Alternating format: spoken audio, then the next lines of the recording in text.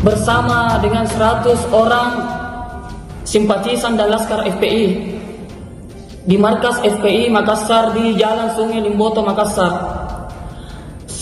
Saat berbayat dihadiri oleh Munarman selaku pengurus FPI Pusat pada saat itu, Ustadz Fauzan dan Ustadz Basri yang memimpin bayat pada saat itu.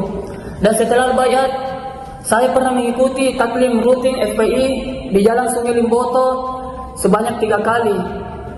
Saya kasihan ya, kalau hanya untuk menangkap saya dan memfitnah FPI, harus orang lain ditangkap sampai jumlahnya puluhan orang.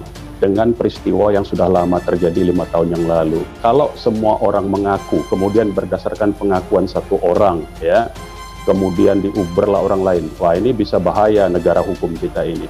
Nanti kalau ada orang mengaku membunuh laut mati, yang di perbatasan Jordan dengan Israel ada laut mati itu, nanti kalau ada orang mengaku membunuh laut itu, ditangkap dong nanti seluruh dunia sebagai teroris, ya, karena terkait dengan Israel kan di situ kan.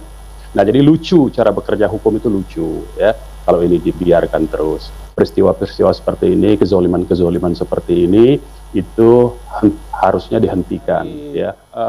Pengurus DPD FPI Sulsel, ya, yang dulu adalah Front Pembela Islam Sulawesi Selatan, ya, pengurus dari provinsi, dan Ustadz Agus sendiri yang disebut-sebut oleh orang yang mengaku ini, saya tidak kenal dengan orang yang mengaku itu siapa, ya.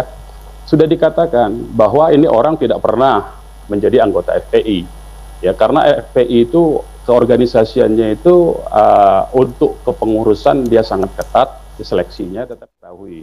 Dan saya yang membuat sistem itu, kalau untuk pengurus kita seleksi, tetapi kalau untuk simpatisan ya siapa saja bisa, karena seragam FPI, atribut FPI itu bisa dibeli di mana saja. Sebagaimana atribut kepolisian itu di Pasar Senen itu banyak tuh jualannya, ya. Silakan beli di sana, dan banyak sekali polisi gadungan tuh.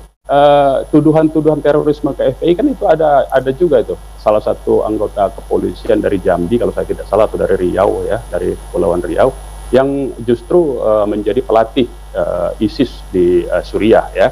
Nah, itu kan menunjukkan bahwa isu ini bukan karena organisasi, ya. Kalau ini karena tuduhan organisasi, ada orang yang terlibat, dianggap terlibat. FPI itu Pak Beni ini yang menyebarluaskan pertama kali nama-nama orang yang disangkut pautkan dengan FPI ini, Pak Beni ini, saya tahu nih sumber. Nah, polisi yang itu berarti kalau itu dikaitkan dengan organisasi kepolisian, bagaimana tuh coba?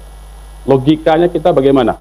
Kehadiran saya di Makassar itu dalam rangka sebagai narasumber karena saya diundang oleh pengurus FPI Makassar pada saat itu adalah seminar. Saya ini narasumber di mana-mana sejak tahun 2000-an. Pak Beni Mahmuto tahu. Apa bukti yang bisa menguatkan pernyataan bahwa terduga teroris yang merupakan juga anggota FPI ini terafiliasi dengan organisasi internasional termasuk ISIS, Pak Beni? Pengalaman kami menyidik kasus JI dulu, bagaimana JI berbaiat ke Al-Qaeda, itu diatur di buku pedoman umum perjuangan Al-Jamaah Islamiyah. Artinya ada ADRT yang mengatur. Nah, untuk FPI saya tidak tahu pasti, saya belum mempelajari. Ya, jadi tentunya ini proses penyidikan sedang berjalan. Penyidik tentunya harus mampu membuktikan apa yang disampaikan oleh salah satu tersangka yang sudah memberikan pengakuan. Nah, itu akan didukung oleh alat bukti yang lain, barulah kemudian diajukan ke pengadilan. Ketika upaya-upaya hukum itu tidak bisa dibentuk dengan pembentukan opini publik seperti ini. Ini cara-cara kotor, tidak bisa dibenarkan kembali, ya. Peristiwa yang terjadi di Makassar tahun 2015 itu adalah peristiwa seminar. Ada 2 tema yang saya jelaskan. Yang satu membahas tentang dokumen yang berjudul In Their Own Word, ya. Artinya kita gunakan kata-kata mereka untuk menghantam mereka sendiri, lebih kurang begitu. Itu dokumen dibuat oleh RAND Corporation, yaitu strategi counter terrorism. Dokumen kedua yang saya bahas dalam seminar itu yang berjudul A Persistent Threat, ancaman yang terus-menerus. Itu juga adalah dokumen RAND Corporation, ya, mengenai strategi counter terrorism. Nah, apa pentingnya saya jelaskan ini?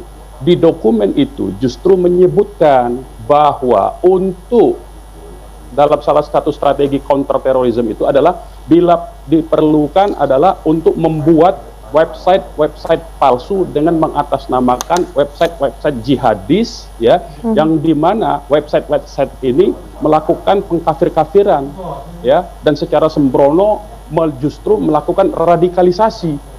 Itu yang saya beritahu. Jadi saya katakan dalam seminar itu, berdasarkan dua dokumen ini, Persistent Threat dan Endir Worn Out itu tadi, ya, bahwa jangan sampai orang Indonesia, ya, terperangkap dengan strategi ini. Nanti Anda dipancing itu, diadu domba untuk bertindak keras, ya, diradikalisasi, yang itu justru adalah bagian dari strategi Amerika, strategi dari kelompok yang bernama Rand Corporation yang merupakan jaringan dari internasional begitu. Nah, ini yang saya sadarkan ke mereka, jangan sampai mereka bertindak sembarangan, ya. Jadi janganlah membangun opini-opini berdasarkan, nanti kalau ada peristiwa di depan saya terjadi peristiwa kecelakaan atau peristiwa orang nabukin orang lain, nanti saya yang dituduh sebagai provokatornya. Ini kan berbahaya cara-cara begini nih. Coba yang jujurlah penegakan hukum itu, dan tidak semua peristiwa itu adalah peristiwa pidana, ya, harus diperiksa, diteliti betul. Saya ini orang hukum, apalagi waktu itu undang-undang yang sekarang digunakan, undang-undang 2017, ya, tentang afiliasi itu belum ada, itu nggak boleh sembarangan.